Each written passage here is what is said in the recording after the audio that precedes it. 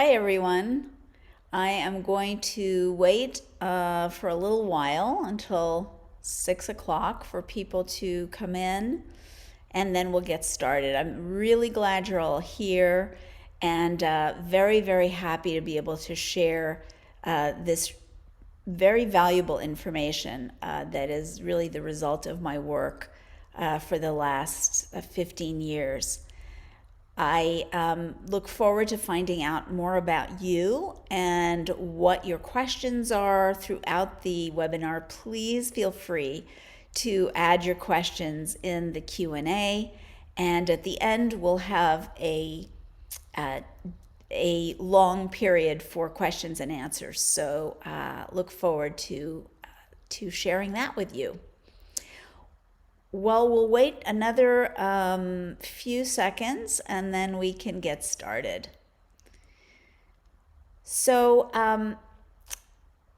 my name is Anjali Maazel, and if you are thinking about college planning for your high-achieving kids, you have come to the right place. Welcome. I am a former Princeton University interviewer, TED Talk speaker, and college admissions expert. I'm also the very proud mom of a thriving 24-year-old who's now in grad school.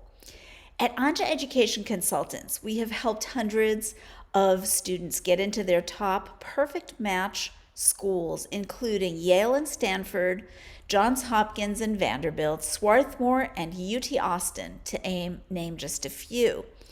As a Princeton interviewer, I learned what colleges are looking for in students and how applicants can stand out from the crowd. And as a parent, I learned how important it is to teach our kids, no matter how high achieving, that college is just one step in designing a life of purpose and financial stability. College is not a destination. So why is purpose so important? And why are we going to talk about it today? Well, because according to many studies conducted at top universities, and I've only mentioned a few here in the slide, discovering and aligning with life purpose is the key to both long-term success and well-being. Research shows that cultivating life purpose, or another way of saying that is what really matters to us as human beings, reduces the risk of mental illness, including depression, anxiety, and substance abuse, as well as decreases physical illness like strokes, heart attacks, and sleep disturbances.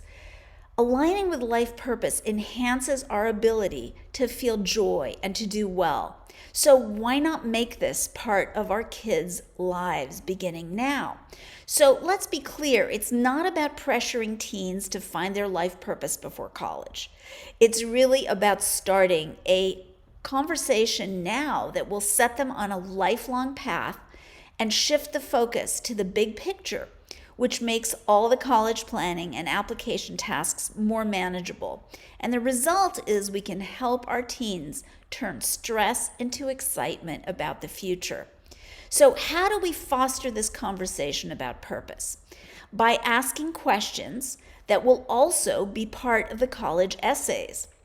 So questions like, what problems do you see in the world that you might want to solve?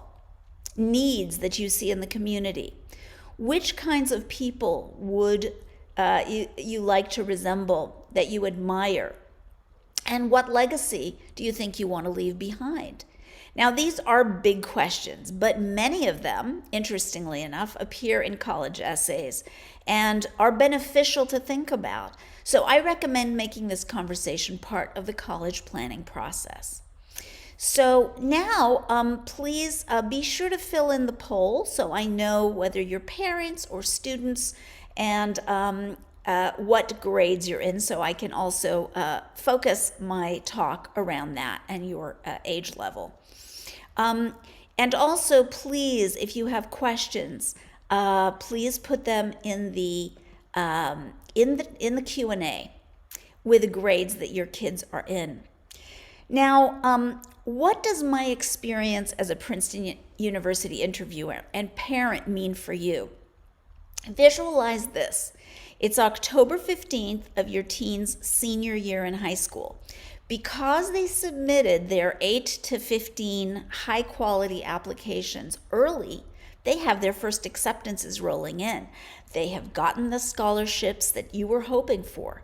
So now you have the funds, the time, the peace of mind to plan that winter break vacation you've been fantasizing about. What you're thinking about is beach or mountain, domestic or international. And in this scenario, what is your child thinking about? Instead of being close to burnout by juggling applications with schoolwork and extracurriculars and other responsibilities that they would have to do in senior year, instead of dreading the winter break because they'll be cramming their applications and submitting subpar essays, your teen is now free to pursue the academic and extracurricular activities that mean the most to them and that enhance admission results. And as the first semester senior year grades are often looked at by admissions, your kids have the energy to perform well in school instead of getting exhausted by trying to crank out applications at the same time. So, timing is key. Earlier is better in many cases. The first tip I have for you is in order to submit outstanding applications, focus your timeline on when applications open, generally August, instead of when they close, generally December, January, or February. The reason is rolling admissions. Rolling admissions, whether a college says that they follow that or not, is what it means is they are allocating spots in their freshman class and scholarships on a first come, first served basis. So you can understand why an early application can be beneficial. Now, toward the end of the webinar, I will explain to you how to submit those standout applications.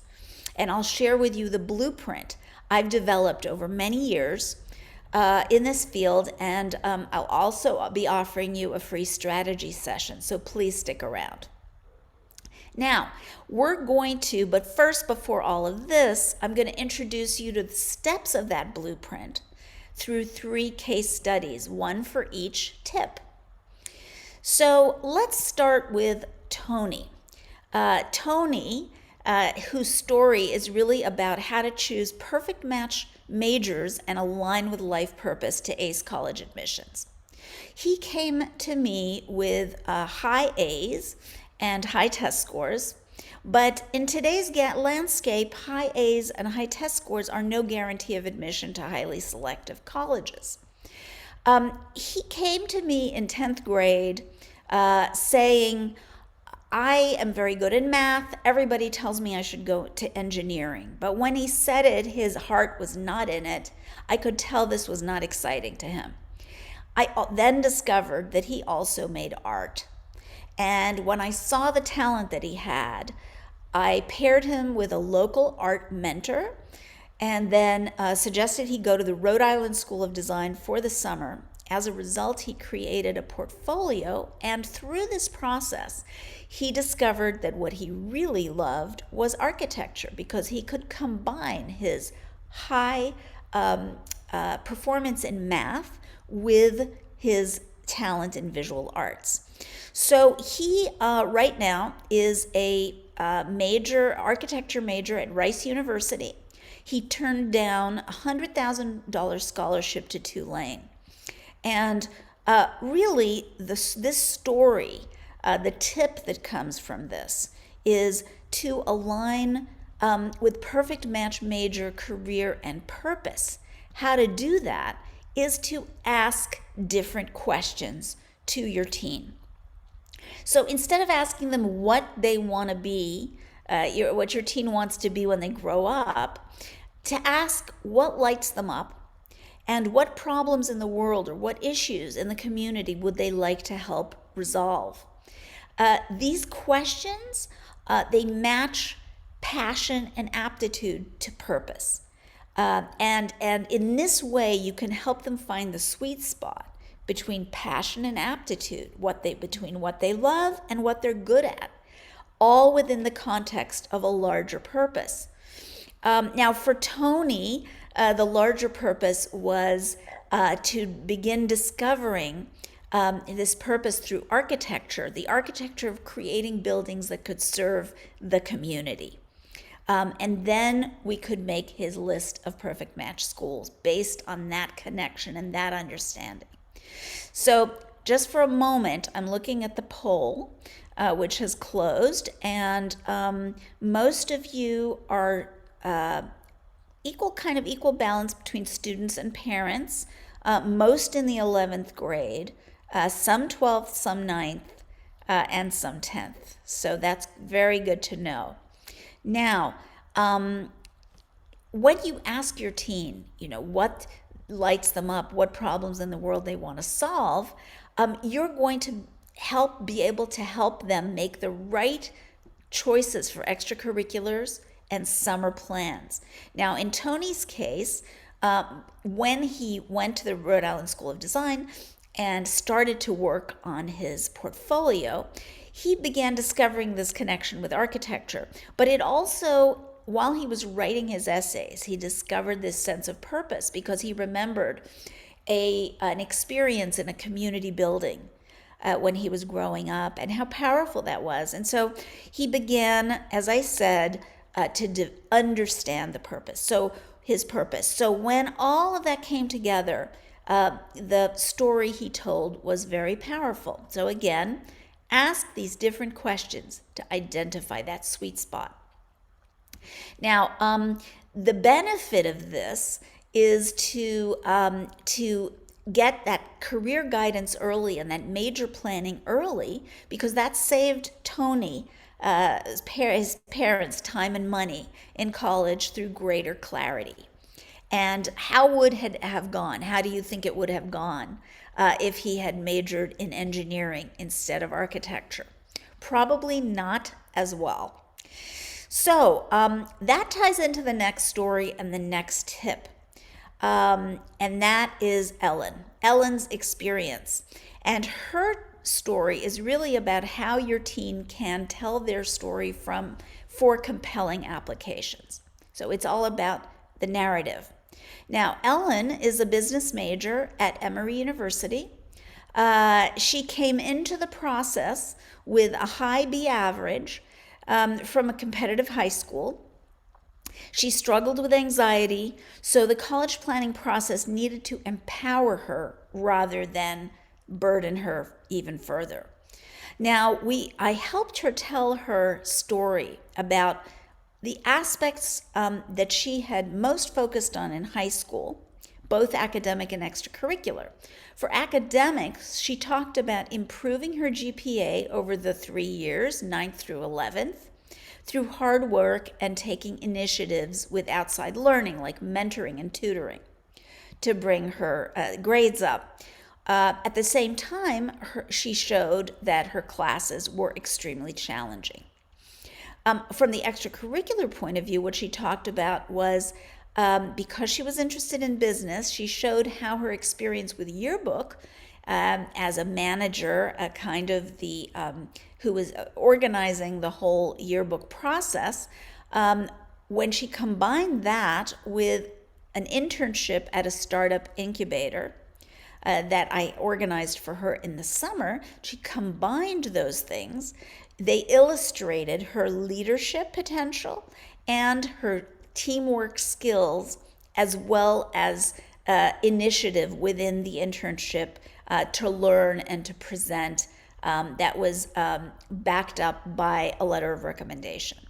So when we wove together all her talents and her interests and experience, not only did she get greater clarity about a future career, but she also discovered a larger purpose, which was she decided she wanted to become a socially responsible entrepreneur, to striving to protect her workers and the environment. This excited her, reduced her anxiety about the future, and at the same time, it also got her admission to her top school, Emory, as well as 12 scholarships ranging from $20,000 to $100,000.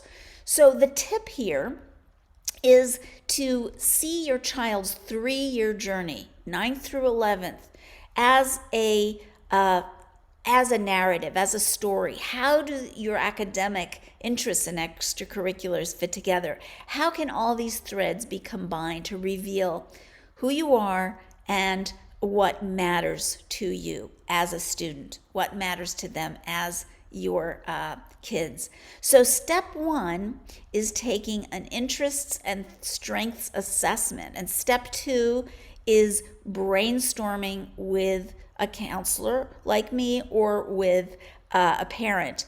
The interest and strengths assessment, I have a great one that I use. I really find it very useful. It's not a substitute for that brainstorming, but it can get the conversation started.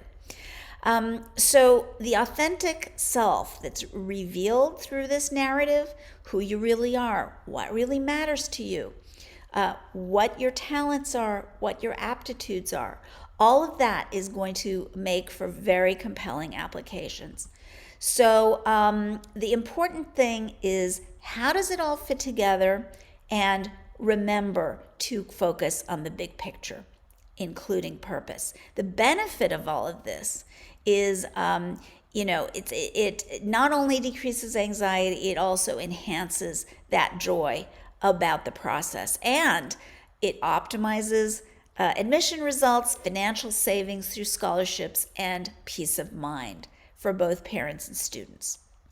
So now I want to talk to you about Grace, another student I worked with. And in her case, she was offered $80,000 by her first choice school, California Institute of the Arts, and she turned down a $199,000 scholarship from Columbia College Chicago. I worked with her and her mom, Maria, and I want you to hear it directly from them. We will, after they talk to you directly, we'll talk about their SAT and ACT strategy and a little bit about test optional and what that means for you. Hi everyone, I'm Grace Sorensen and I'm a long-term client of Miss Anjali. We began working my freshman year. Right away she got to know my family, my passions, and what I saw myself doing beyond just the years of college. I have to agree. I'm Maria and I'm Grace's mom. And I would have to say the best thing about Anjali and working with her is that she's super organized. She uses a lot of technological tools that keep us organized with calendars and scheduling. What I loved is that she made Grace responsible for all of it. So selfishly, I didn't have to do all of that. And I actually love that she made her become very independent and very responsible for her learning and for her goals and reaching them. We love her dearly, and Absolutely. we are very grateful for her because she goes far beyond just academic learning and growth. And I'm so proud to say and so thankful to be able to say that in these 4 years, thanks to her help with my applications, I was able to get a $20,000 scholarship to my top pick school, which is California Institute of the Arts, also known as CalArts. So thank you, Miss Anjali, for everything that you've done for me. We love you so much, and we can't wait to see what other lives you get to change. So Grace's story, 20,000, when she said 20,000 is 20,000 a year. So it's 80,000 for the 4 years. And hers was very much based on not, of course, her portfolio. She was a singer, so she had that, but also the SAT, ACT strategy. So how to use the SAT or ACT strategically to improve admission and scholarship results. After she did some test prep and a diagnostic, she realized that she really wasn't very great with test taking. So she could have applied with a lower score, but we decided to withhold the score and have her apply test optional. Now, let's look at that strategy. What does test optional mean? What you're going to do is you're going to look at the 50th percentile of the SAT or ACT scores of admitted students the previous year to the schools that you're applying to. And you're going to see if you're at the top of that 50th percentile or at the bottom. And based on that, that's a good way to start the system. Now, keep in mind the test optional is not something that just started during COVID. Majority of schools are test optional now. However, there are schools that were historically test optional, that really know how to assess candidates independently of the test scores. Your strategy or your child's strategy has to be completely personalized. Traditionally test optional or test flexible schools include Smith College, New York University, and now schools like the University of California system, UCLA, UC Berkeley, UC Davis, they are test blind. That means that even if you submit scores, they won't look at them. So it's good to know. And then what you want to do now is do a diagnostic test. I have a great one that I use with students that will show whether they are more likely to score higher on the SAT or the ACT. And then focus on one test. You do not have to do both tests. One is great. Based on the results of that diagnostic, you know which to prepare for. Now, make no mistake, these tests are not aptitude tests. They reveal how much test prep students have done. So again, always when you're looking at this, always reframe this process, even the SAT or the ACT, within the big picture of purpose, so that the stress of this is reduced, because there are many possibilities from test optional to test flexible to test blind schools. And then also to remember, college is one step in designing a life of purpose. If you take this attitude, it's win-win, because if you do your test prep, you do well, you can use the score. If you don't, there are many other options. So at this point, you might be wondering, how do all the pieces of the application process fit together? And when should your child, or when should you, especially for juniors, when you should be doing what to align with life purpose in order to ace college admissions and enhance well-being? So over the years, I have developed a proven blueprint for what to do and when, which I want to share with you. And I want to show you how you can access it. After that, I will be sharing final practical tips. So, the do's and don'ts of this process from the fruit of all my experience. So please stick around until the end of the webinar. And there will be a Q&A, by the way. So as a bonus, we are going to offer you 30-minute free one-on-one strategy session to explore how I might be able to help, whether you or whether if you're a parent, whether your child is a good fit for my services, and which package would be best for you. So students, please bring both parents to the session. Sign up for a time when they are both available. And parents, if you have a two-parent family, please bring your spouse and be sure that you're both there. So Sydney, our wonderful moderator, is going to drop the sign-up link in the chat now. So that sign-up link will give you not only that 30-minute strategy session, but a significant discount if you attend the session. So now for this blueprint. The purpose of this blueprint and these packages that I'm going to talk about for acing college admissions is for you, your kids, to have the expert guidance that will ensure optimal admission and scholarship results while protecting student and parent well-being. So before I share the blueprint, I want to clarify my track record so you understand where I'm coming from and why parents invest in working with me. So 100% of our students since 2014 have gotten merit or talent-based scholarships. These are not based on income alone, or even just not based on income, but talent or merit-based scholarships between $12,000 and $276,000. The average scholarship per student since 2014 has been $80,000. So as a result, my fees are covered many times over.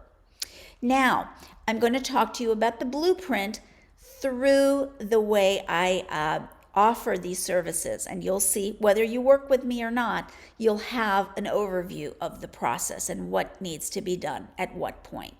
So, college application packages first for the 11th to 12th grade students.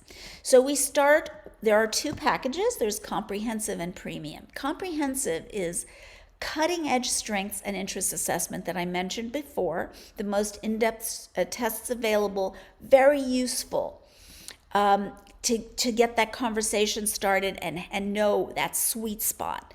Then we look at, you need to analyze and optimize those transcripts, your grades, by seeing, what are the weak spots, what are the strengths, do you need tutoring, which courses are you going to choose next year, and how do they fit in to your college plans.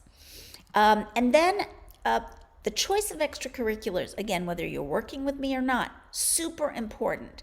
So think outside the box for summer planning and school year activities, again, through that interest and strength assessment. And when I work with students, I interview them in depth. Which activities are going to be the most time efficient for you to be able to discover, develop, and demonstrate your strengths, and then be able to really showcase them in the applications. I also teach students something they don't learn in school, which is how to write a resume, how to interview. As a former Princeton University interviewer, I've developed a 3-step process that's really geared toward making that interview as good as it can possibly be. And then email and phone strategies. It's really important to connect with admissions in a way that conveys your interest and your ability to write in a polite and respectful manner. Sometimes these skills are not taught either in school or at home, so it's very useful to develop them. Social media is another way, another aspect of communication. So I have students create a LinkedIn profile, and I show them how to connect with professors, with admissions in a way that is going to be positive. And then we are able, when we have all of that and your preferences, your profile, and the admission trends data from the last year or two, we create the best fit college list. So bring all of that to bear when you are creating your list if you're working on your own. And then the SMART testing plan. So SAT versus ACT diagnostics saves a lot of time because you see which one you are likely to score higher on. They are very different tests. Some students score equally well. That's fine. Then it's your preference. And then to come up with a testing plan with a schedule when you're going to do the first test. I don't recommend more than 2 or 3 sittings.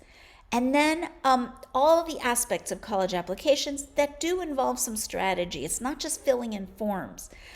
This comprehensive package includes 10, and many students apply to between 8 and 10 schools. And then the essays. We've got an amazing team of essay coaches, and I supervise all the essay work. When you think that for 10 colleges, you might have between 1 and 5 extra essays per college, you can see that that adds up. It's many, many hours of work, but we help students to streamline the process and to optimize those essays.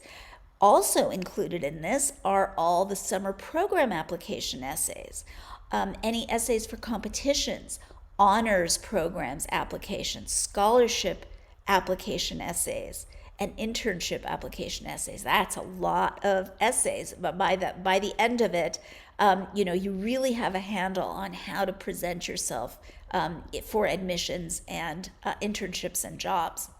And then the advanced application strategies are for the spring of the senior year when a student has received their answers. There might be waitlist. They might be waitlisted, so we work with students to help them get off the wait list, and that is usually very, very powerful. We've had some great results with that, and also scholarship negotiation. So if you have several offers, you can learn to leverage them, but it has to be done in a way that is going to be effective. So we have a lot of experience with that.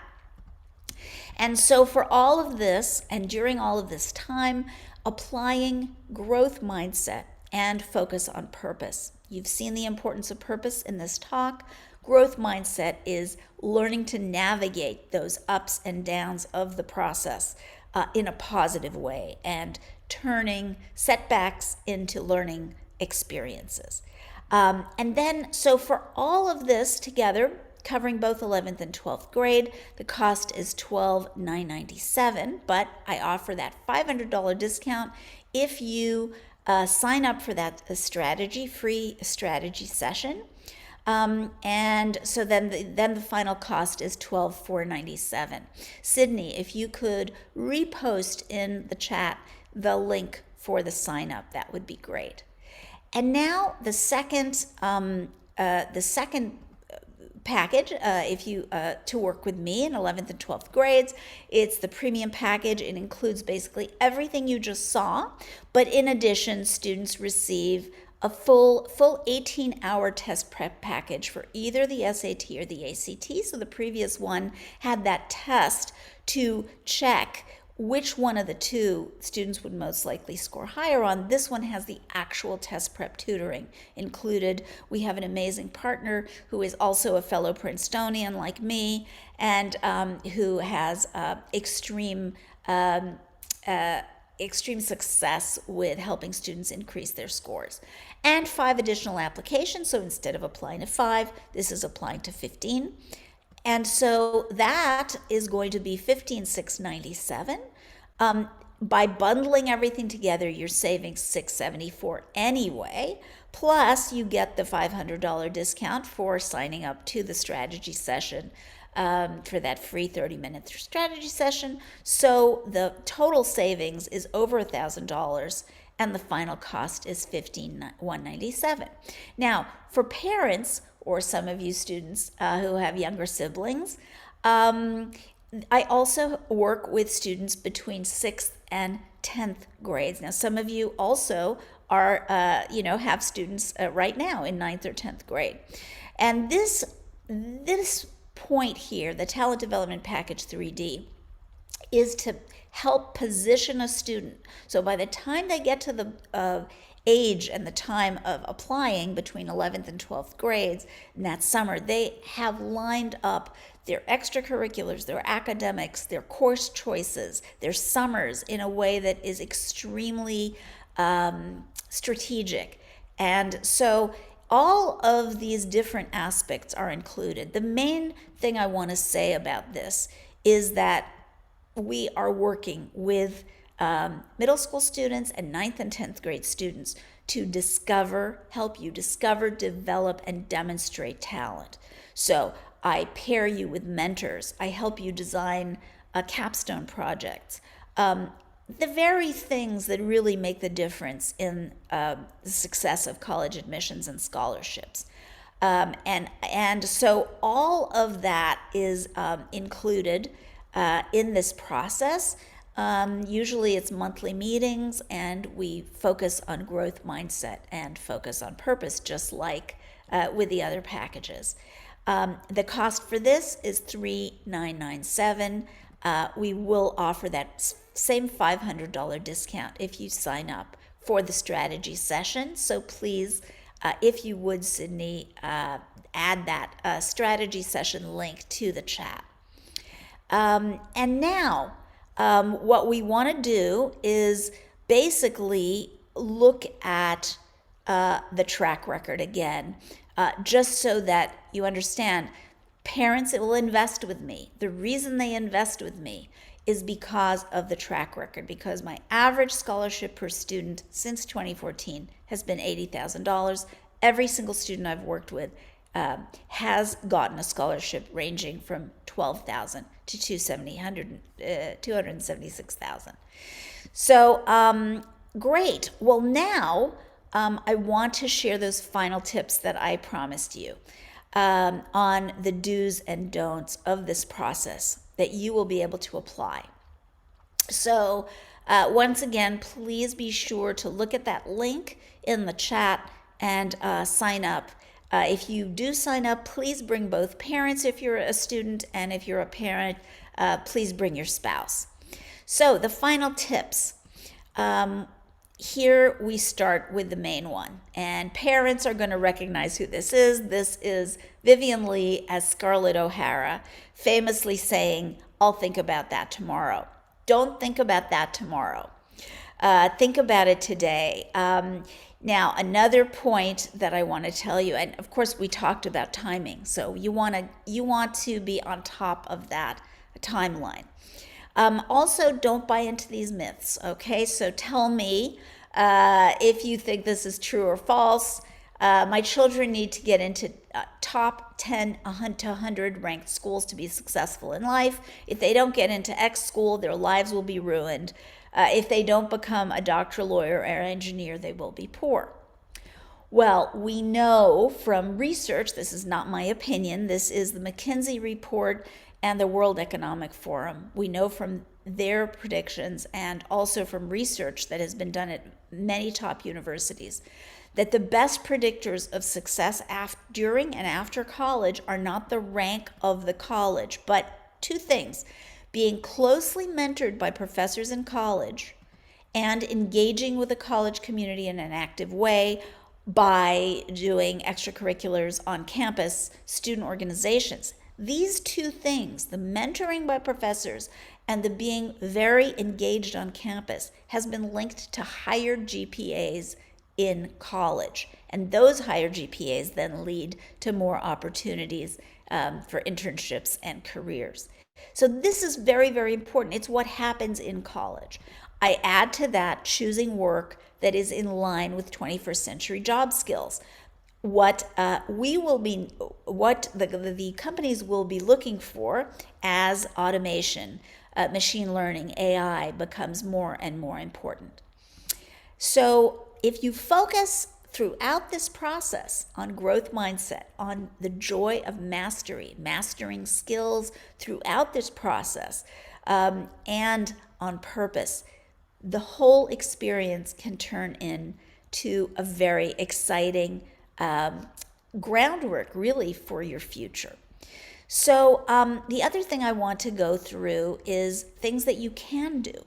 So focus on fit over rank. Redefine the success in the college admissions on getting schools that fit you, right? From all points of view: financial, academic, extracurricular, cultural, and more. Focus on purpose and growth mindset. I've been talking about this today. So important, because it's really a long-term process. A college is one step. Timeline, right? We talked about timeline in the beginning, when applications open, not when they close. Support your kids in being okay with not knowing what they want yet, and give them opportunities to find out now. Begin now. Wherever you are as a student, in 11th grade, in 12th grade, 9th grade, 8th grade, or if you have middle school students, this is a very helpful way to look at that. Renaissance kids, celebrate them. These are kids, I call them Renaissance kids. They have many different interests, but they don't know how to pull them together. There are some great majors out there for kids to bring together those majors, multidisciplinary majors. There are careers that use this combination of talent. So celebrate that, and let's see how we can help them blossom with these various talents. Look at that application strategy, and we talked about that in the case studies. Align it with what really matters to the student. That's what the authenticity is all about. How they've used their talents to benefit others. This is something that I work with a lot with students in ninth grade, in 10th grade, in middle school, but also later. How they can use their talents in these projects and in their community. And in the narratives, in the essays, to bring all of that together. It will flow organically when those threads are woven together. And also a few more things. Demonstrated interest, some schools say that they look at that, some schools say they don't. Doesn't matter whether they say they do or they don't. There are some schools that don't need to know whether a student is super excited about the school because, students that, colleges, that are ranked in the top 10 or 15, they probably don't. But that's only a very small percentage of schools. Really, most colleges are trying to figure out, if we admit this student, are they going to attend? Because that's called yield. They're protecting their yield. So demonstrated interest is a very big key.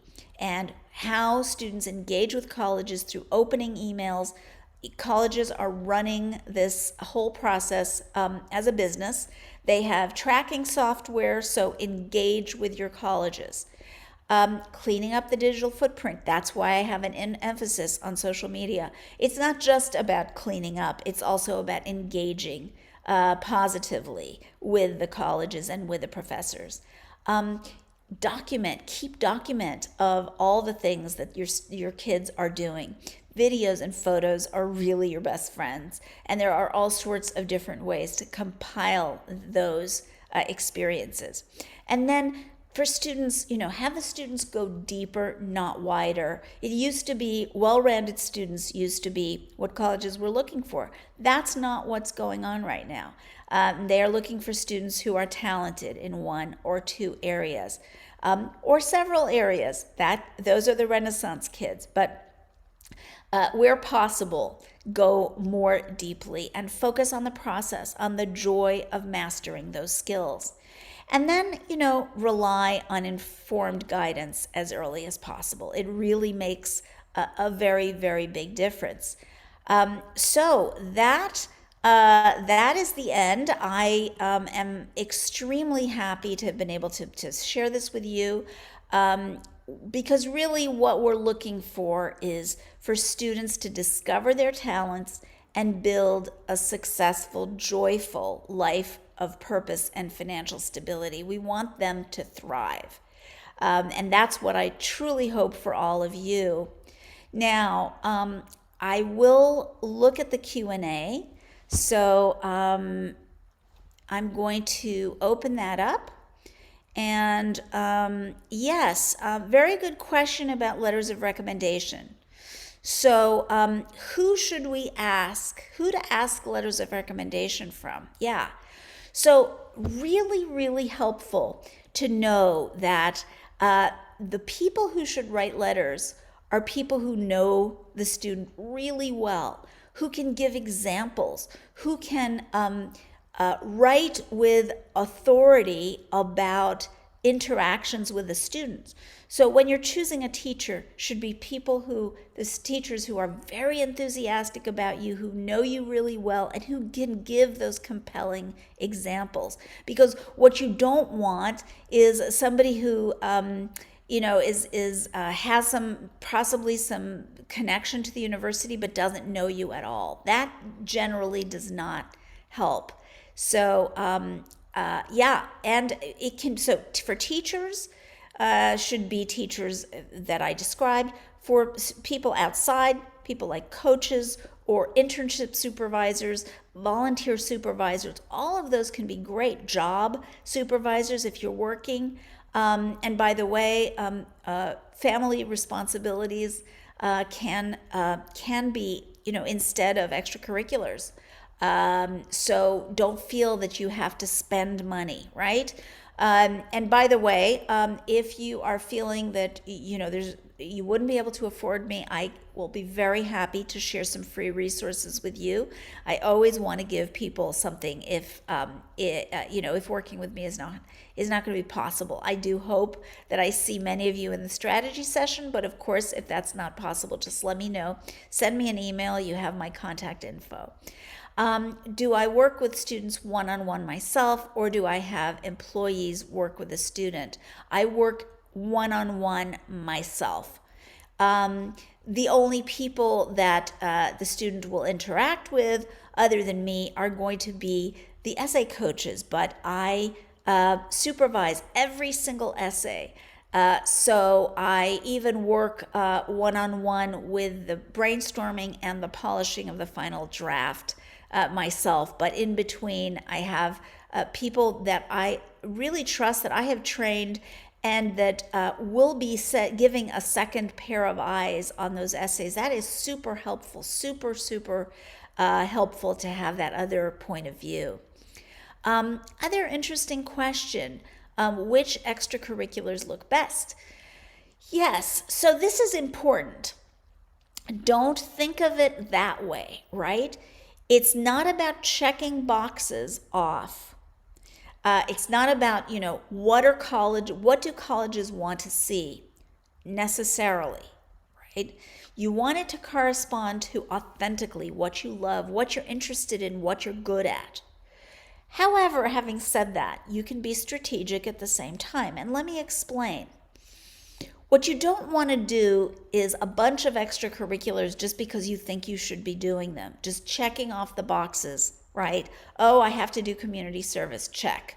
Oh, I have to do a sport, check, etc. No, right? Pick the ones that correspond to who you are, what you care about, what you're good at, so that, remember that strategy of bringing those threads together. That's why I also said go deep, not wide. It's better to focus on one or two things, and you can, anything that shows impact. Impact is one of the best words for college admission. How can you, through your talents, show that you have impacted your community in a positive way? So if you're an artist, maybe a community art project, or maybe a fundraiser. If you are a coder, you might design an app with a mentor who can guide you through this process, and an app that can be beneficial in some way to the world or to your local community, or maybe even somebody you know.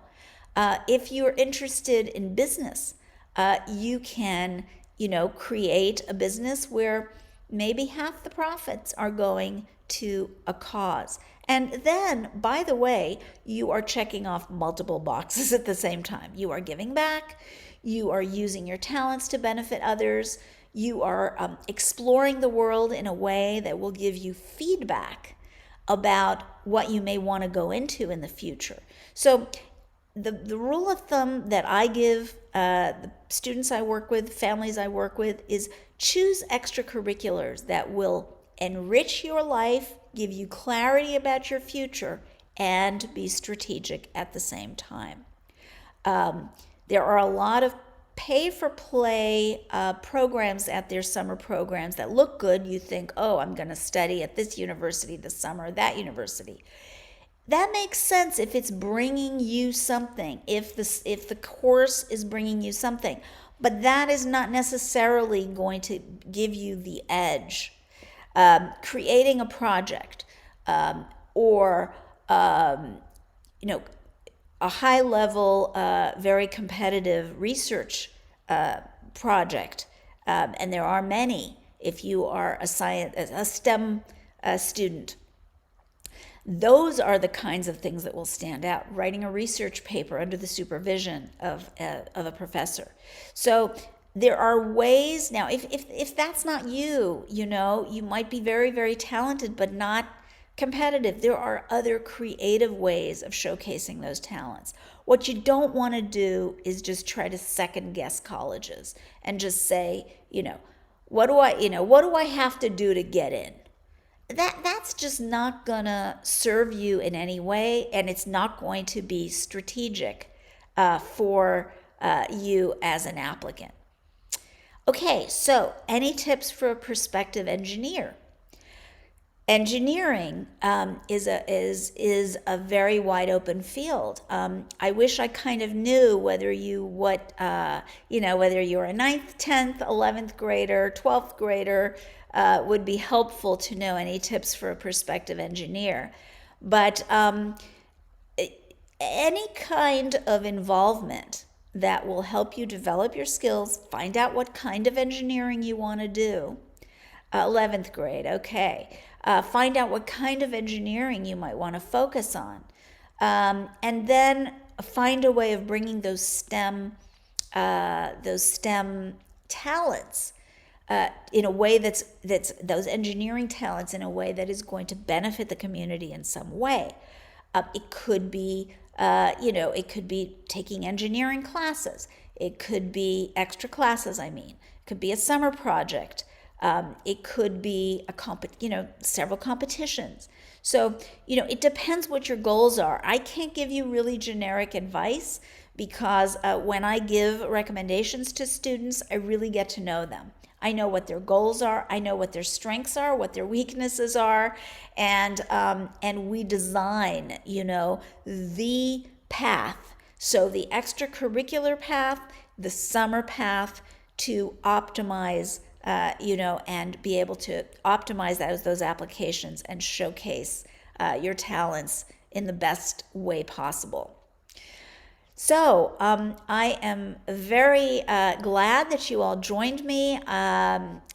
Please, Sydney, if you would drop that link again. And remember, if you're a parent, please bring your spouse. And if you are a student, please bring your parents. I'd be happy to explore working together and all the different ways that, that we can help you discover your talents and then demonstrate them when the time comes. So I wish you all a wonderful college planning and application process. I hope to see you very soon at an NSHSS webinar or at the strategy session. Take good care. Thank you, everyone.